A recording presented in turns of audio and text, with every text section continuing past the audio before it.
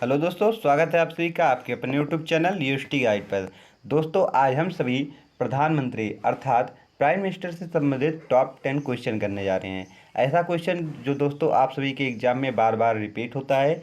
अगर prime minister chapter से संबंधित कोई भी क्वेश्चन आता है तो यहाँ से 2 या 3 नंबर का क्वेश्चन पूछा ही जाता है। चलिए पढ़ना शुरू करते हैं। पहले देखते हैं कि प्राइम मिनिस्टर से संबंधित आर्टिकल कौन कौन से हैं। तो आर्टिकल 74 में यह कहा गया है कि मंत्रिपरिषद का का गठन होगा। और किस लिए होगा? तो राष्ट्रपति की सहायता के लिए। तथा इसका गठन कौन करता है? तो राष्ट्रपति ही करते हैं।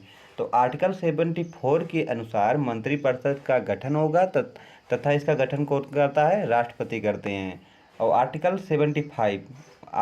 75 में यह बताया गया है कि मंत्रिपरिषद का हेड जो होता है वो प्रधानमंत्री होगा तथा हेड बनकर जो है वो राष्ट्रपति की सहायता करेगा। आगे देखते हैं। प्रधानमंत्री की अगर बात करें नियुक्ति कौन करता है, तो प्रधानमंत्री की नियुक्ति राष्ट्रपति करता है। और अगर बात करें कि शपथ कौन दिलाता है प्रधानमंत्री को, तो राष्ट्रपति दिलाता है। आपसे क्वेश्चन पूछा जाएगा कि प्रधानमंत्री की नियुक्ति कौन करता है, तो राष्ट्रपति करता है। और पूछा जाएगा कि किस आर्टिकल के तहत मंत्रिपरिषद का गठन होता है, तो 74 आर्टिकल के तहत मंत्रिपरिषद का गठन कौन करता है, तो राष्ट्रपति करते हैं। किस लिए होता है, तो राष्ट्रपति की सहायता के लिए होता है। ये सब कुछ दोस्तों क्वेश्चन यहाँ से पूछा जाता है। अगर बात कर लें कि प्रधानमंत्री बनने के लिए कम से कम आयु कितनी होनी चाहिए, तो प्रधानमंत्री बनने के लिए कम से कम आयु 25 वर्ष होनी चाहिए।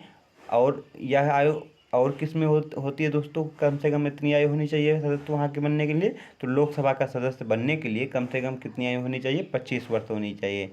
और प्रधानमंत्री बनने के लिए अधिकतम आयु कितनी होनी चाहिए, तो इसकी कोई सीमा नहीं है।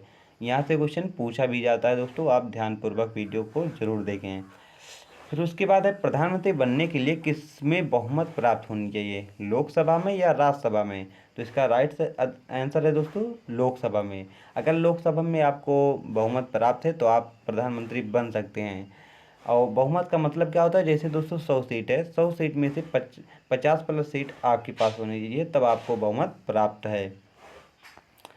बात कर लें कि कार्यकाल कितना होता है, तो प्रधानमंत्री का कार्यकाल जो होता है वैसे तो 5 वर्ष कहा जाता है, लेकिन यह प्रधानमंत्री का जो कार्यकाल होता है वो राष्ट्रपति के प्रसाद पर्यंत होता है।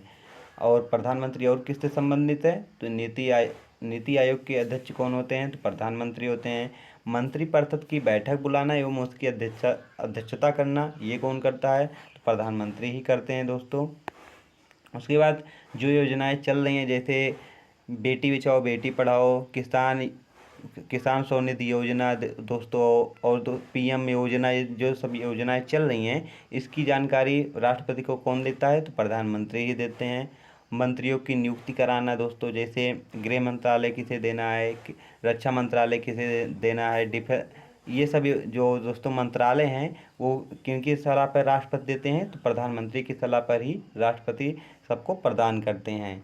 और बात आपको दोस्तों बता दें कि प्रधानमंत्री बनने के लिए योग्यता कौन कौन सी होनी चाहिए।